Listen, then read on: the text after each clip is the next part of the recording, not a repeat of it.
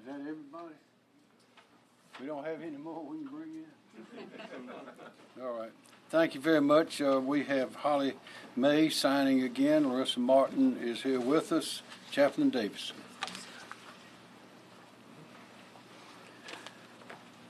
Psalm 37, verse 23 and 24. The Lord directs the steps of the godly. He delights in every detail of their lives.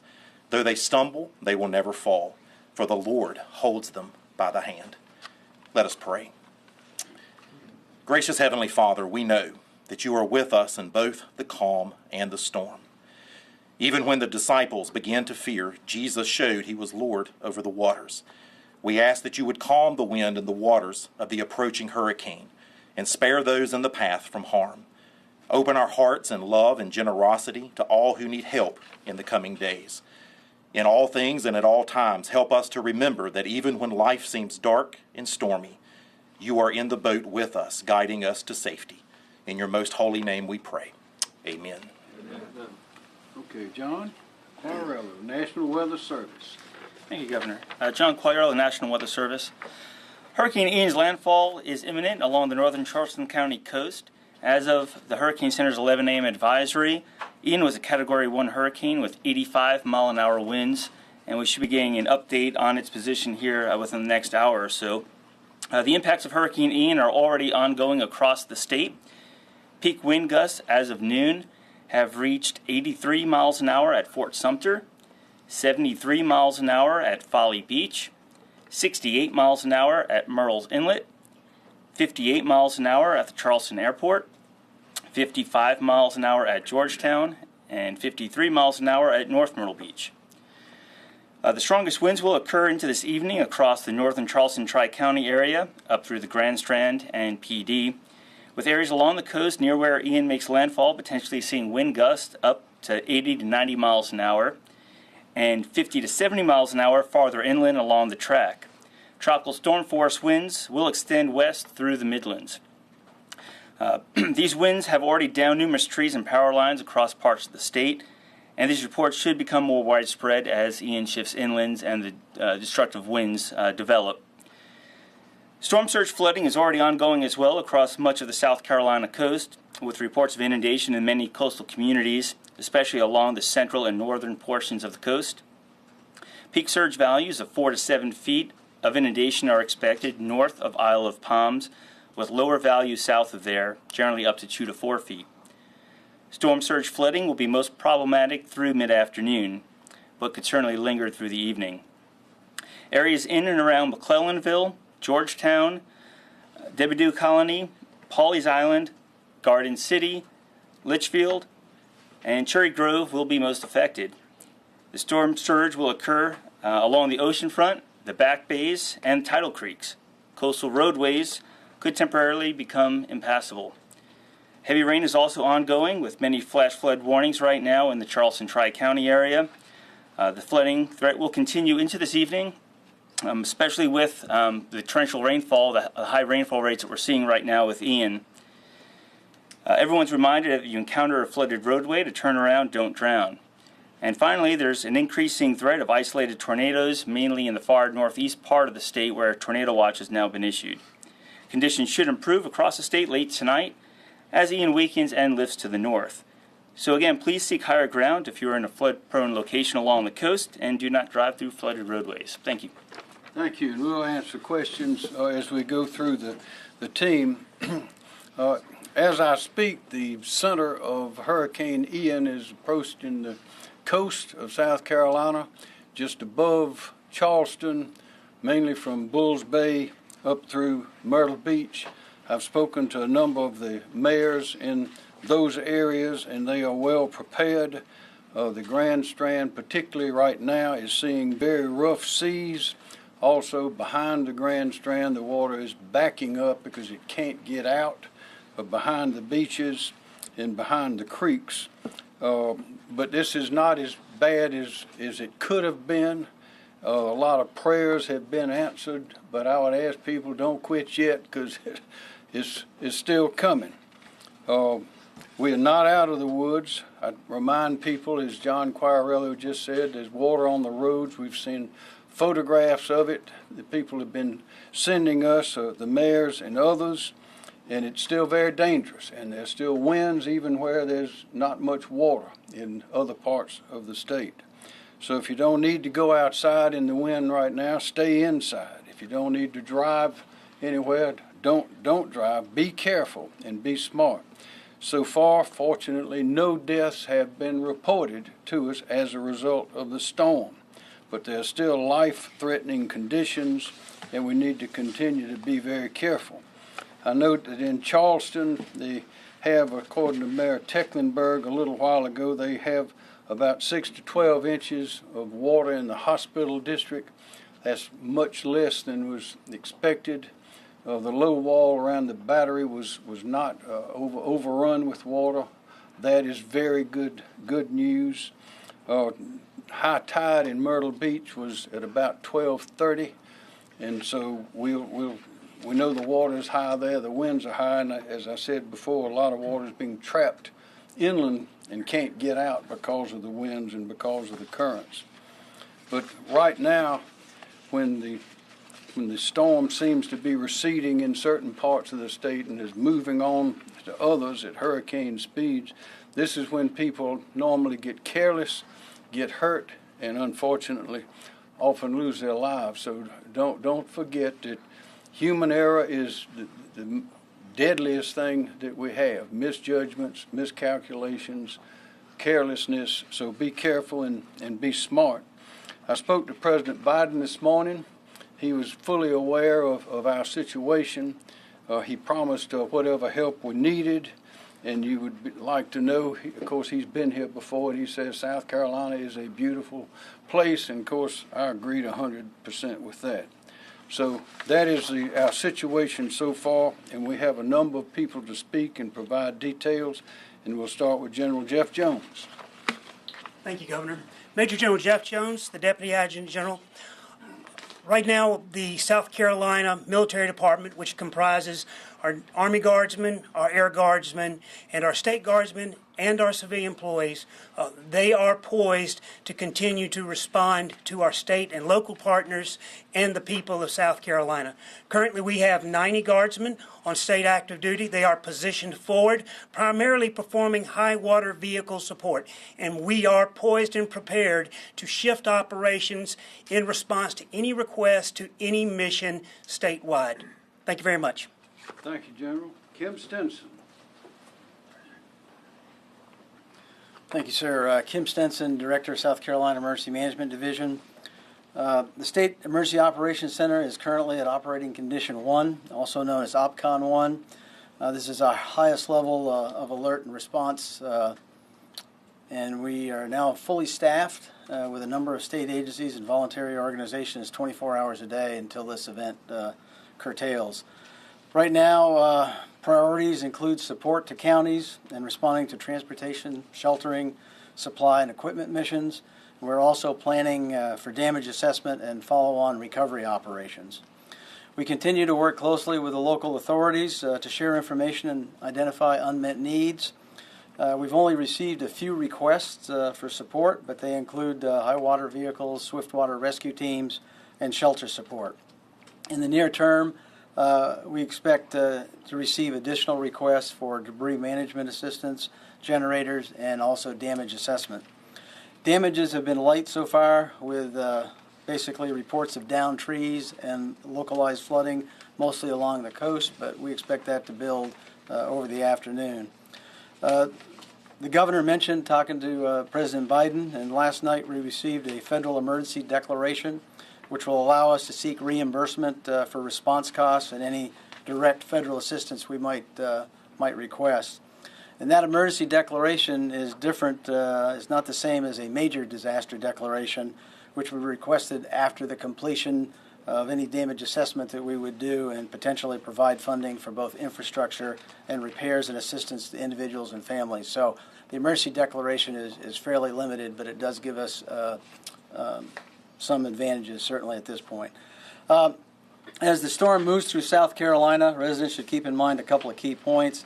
One is to stay tuned to local television and radio stations for emergency information.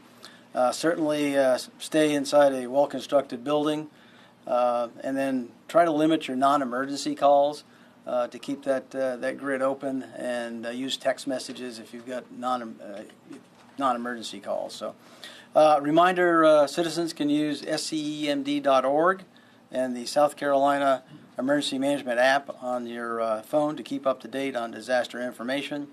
And we encourage you, citizens that receive damage, to go ahead and report damage through that app, that South Carolina Emergency Manager mobile app. And then the damage assessment report is on the tools section of the main menu, so it's pretty easy to get to. I checked it out last night. Sir, thank you. Thank you, Director Nanette Edwards. Thank you, Governor. Nanette Edwards, Executive Director for the South Carolina Office Regulatory Staff.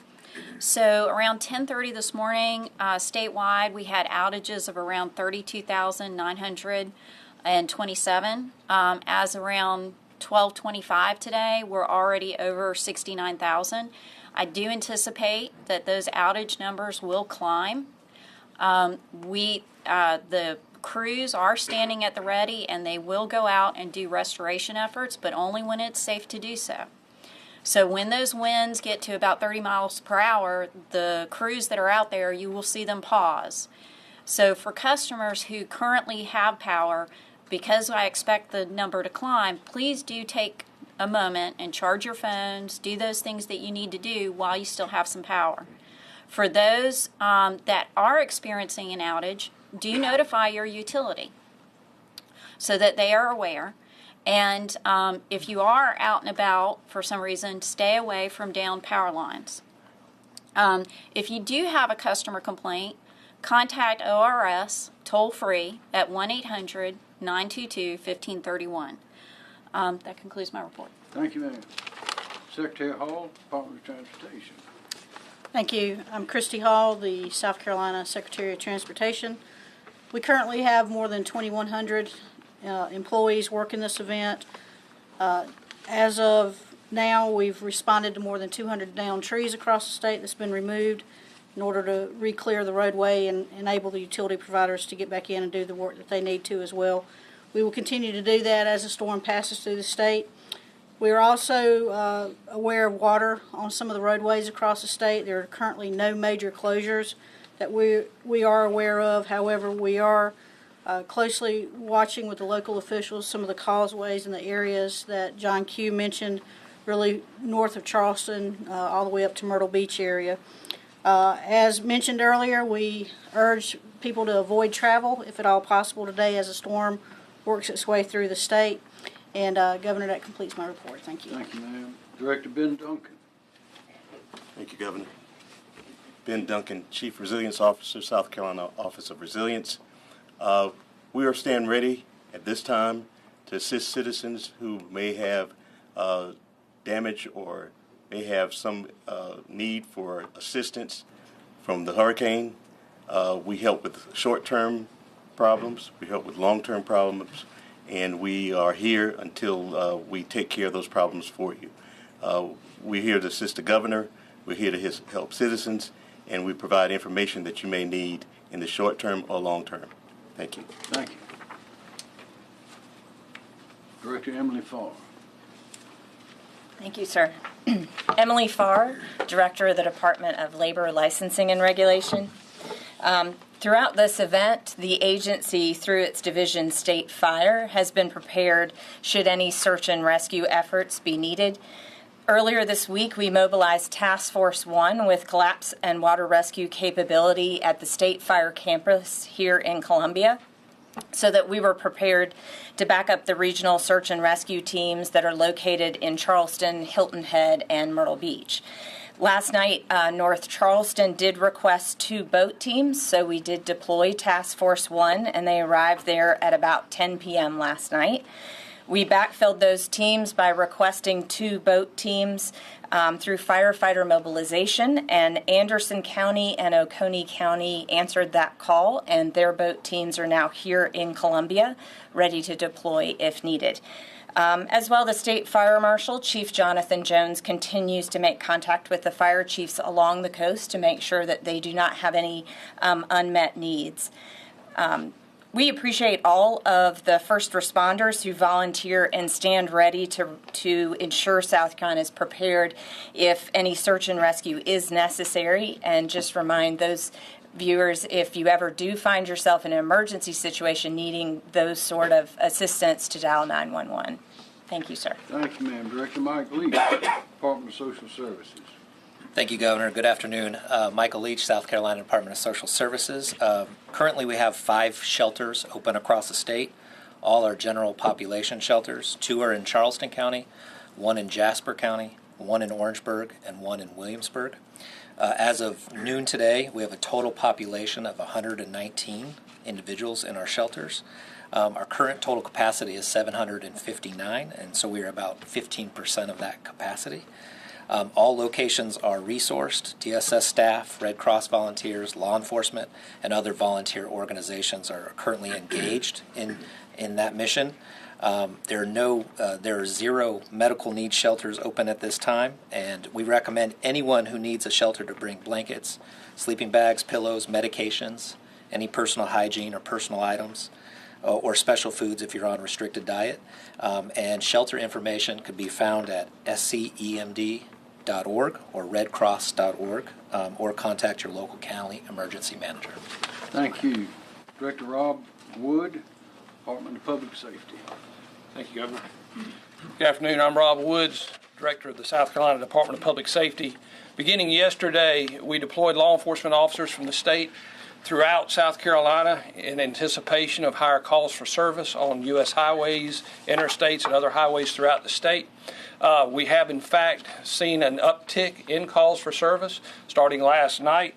We were over 90 calls for service from 6 p.m. until 6 a.m. this morning, and we're currently over 131 calls for service from 6 a.m. until noon today. And those calls for service were primarily for assisting motorists and for trees and other objects in the roadway. As it stands now, we have over 300 law enforcement officers from the Department of Public Safety, from SLED, Triple P, and DNR who are patrolling the highways. We'll have those folks out there with the expectation that those calls for service will continue to increase as the storm moves ashore. Again, and just to echo the advice given by Secretary Hall, given what we see with these increased calls for service, with these increased traffic incidents, please stay off the roadways until the storm passes. Thank you, Governor. Thank you, sir. Dr. Ed Simmer, DHEC. Thank you, Governor. Good afternoon, everyone. I'm Dr. Ed Simmer, Director of the South Carolina Department of Health and Environmental Control. We have been working very closely with our healthcare facilities, dam owners, drinking and wastewater facilities to ensure that they are ready.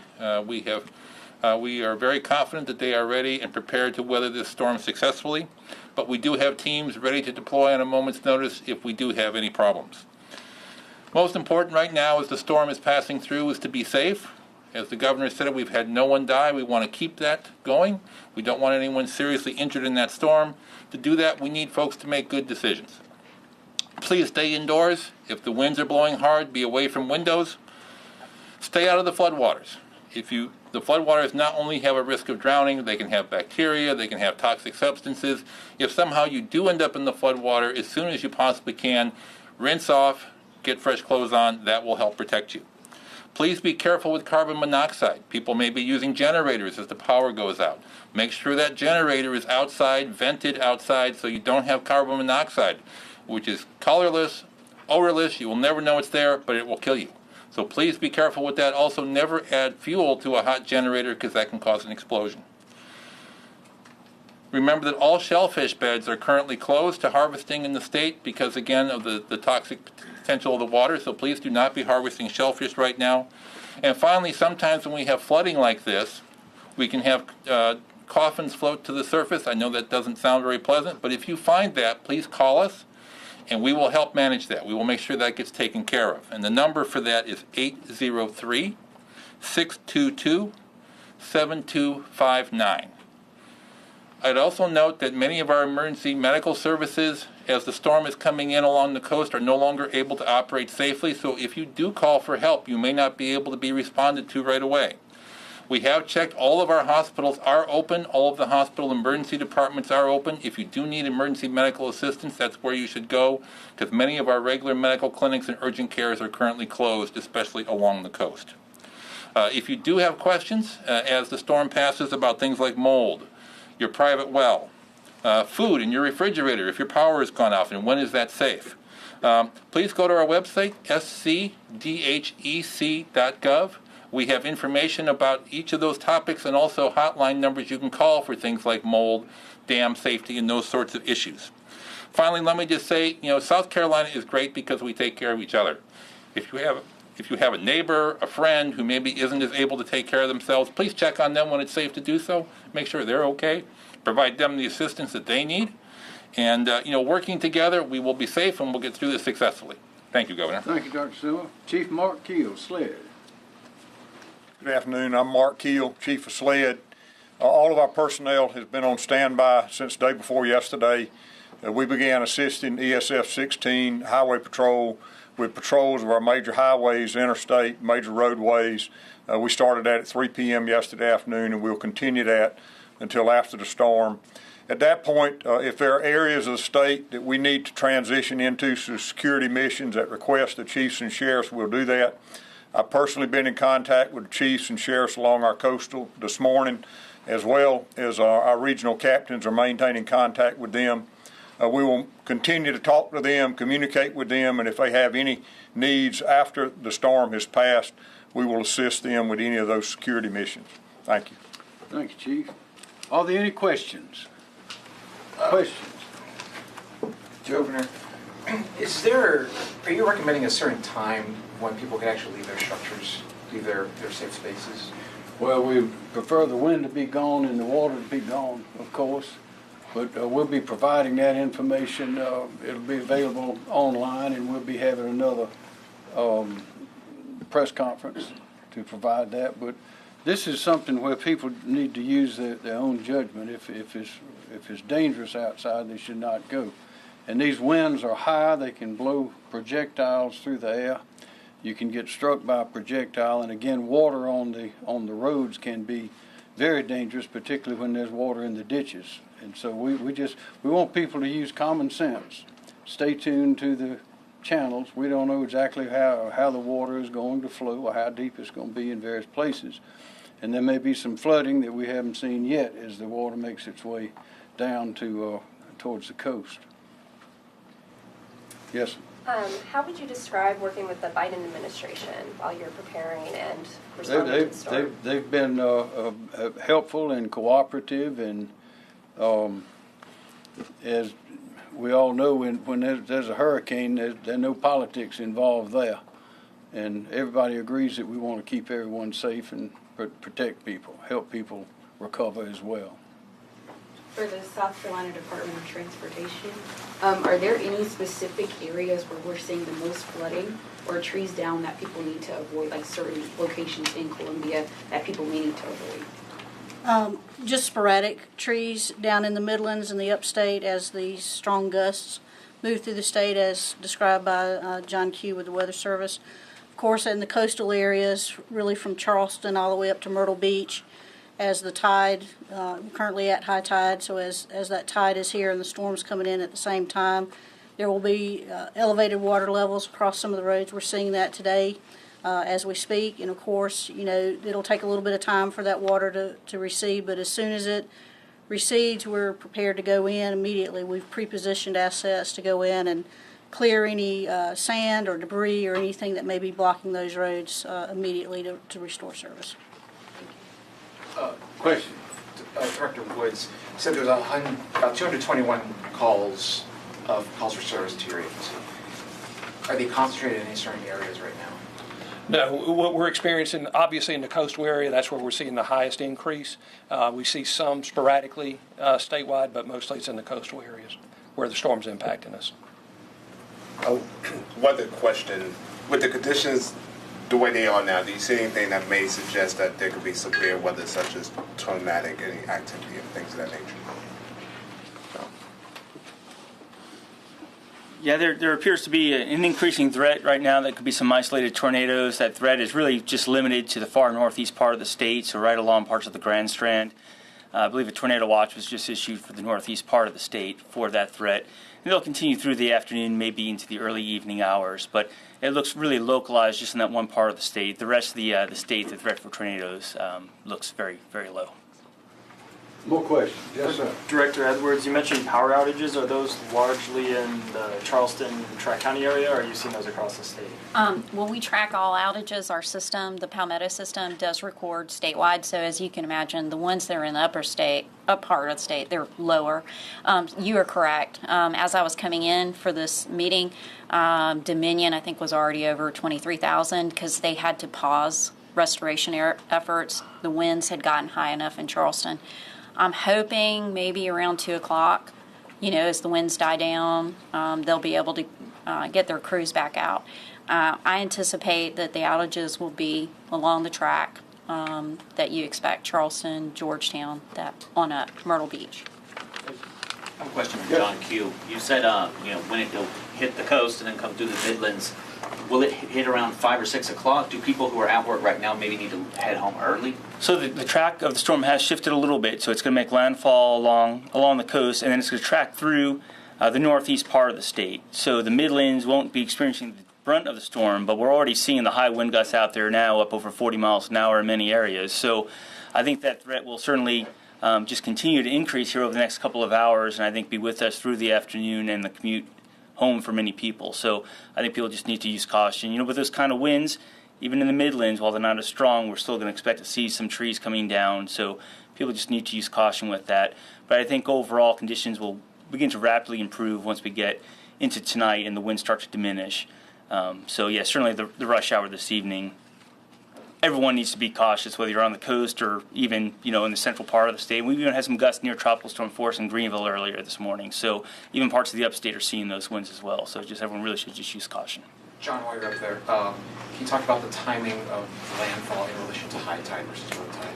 So high tide generally occurred right around 12 o'clock along many areas along the coast, give or take an hour. So, I haven't gotten word yet that it's officially made landfall, but we expect it to be really any time now. It should be making landfall based on what we're seeing on radar and satellite. So, that's starting to come in here now, and the National Hurricane Center will make the assessment on when that happens, make the official word. What was the rest of the question? I guess, is this the worst? I hate to use the worst case scenario about the timing. Yeah. So the tides were coming off of high tide, so the water's already built up essentially. The tides come in, and it's not able to flow back out as the storm approaches. So it's just going to continue to build up. So we really expect the worst of the conditions here in the next 1 to 2 hours, we think, as we're coming off of high tide and the waters continue to come in with the approach of Ian. So that surge isn't right with the eye wall, it's usually just out ahead of it. So that's coming in right now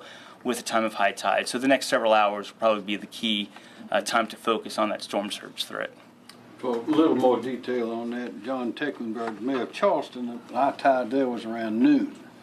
But of course the storm hit a little north of there, so that was good news for Charleston. As I mentioned earlier, the water did not go over the battery, the low wall at the battery, which is good news, but it was 6 inches to a foot at that time when I spoke to him about an hour ago, I guess, in the hospital district, which usually flood. Whenever there's flooding, it seems it's always there. But in the Grand Strand, Mayor Brenda Bethune in Myrtle Beach, Marion Hatley in North Myrtle Beach, and also Bob Heller in Surfside, we're expecting high tide there. Of course, the farther north you go, the later the high tides are. And it was around 12:30 was when they usually, and where they would begin today. And that's why what John Q mentioned is that water is coming in and the wind's coming in. Whatever rain and water is coming down and trying to get out can't get out, and that's what causes those flooding conditions and flooded roads. Yes, sir. Governor, you speak a lot about infrastructure. Is there anything infrastructure-wise that can be done in South Carolina to help the coastal areas in events like this, or is this just something you have to bear? Well, one of the things we do, and of course that's one reason we have so much interest in I-26, because that typically is a road that has a lot of traffic when a storm hits. But we are working, as you know, we've ahead of schedule Yes, sir. I'll ask Ms. Hall to address that question on our roads, and that's really the main thing we can do is get those roads, and also to have the people understand the danger that they face in providing them timely and good information as we attempt to do by having this this full team here for your questions. Yes, sir. Yes, ma'am. Yes, sir. Yeah, it's exactly what the governor said. I mean, clearly focused on the evacuation route of I-26, primarily making sure that that gets widened using the resources available to the department, and those projects are progressing quite well. The one north of Columbia is well ahead of schedule, and the contract to begin the first part of widening on the section between Charleston and Columbia is about to be signed to move forward with that project, again ahead of schedule. All that work's been accelerated due to leadership efforts with the governor and our legislative body as well. So you've got your major routes, and then of course there's a large emphasis looking at drainage projects throughout the state, especially in areas where we have frequent flooding. So more to come on that, but of course there's plenty of work to do when it comes to drainage work across the state. More questions? Director Leach, are you expecting more shelters to open up post-storm? At this point in time, the local emergency management departments they're prepared. We have not said that they have not said that they're going to open any, but if we have to surge and get one up and ready, we can do that pretty quick. But there are, at this point in time, we don't have any word for any more at this moment. More questions? All right. Thank you very much.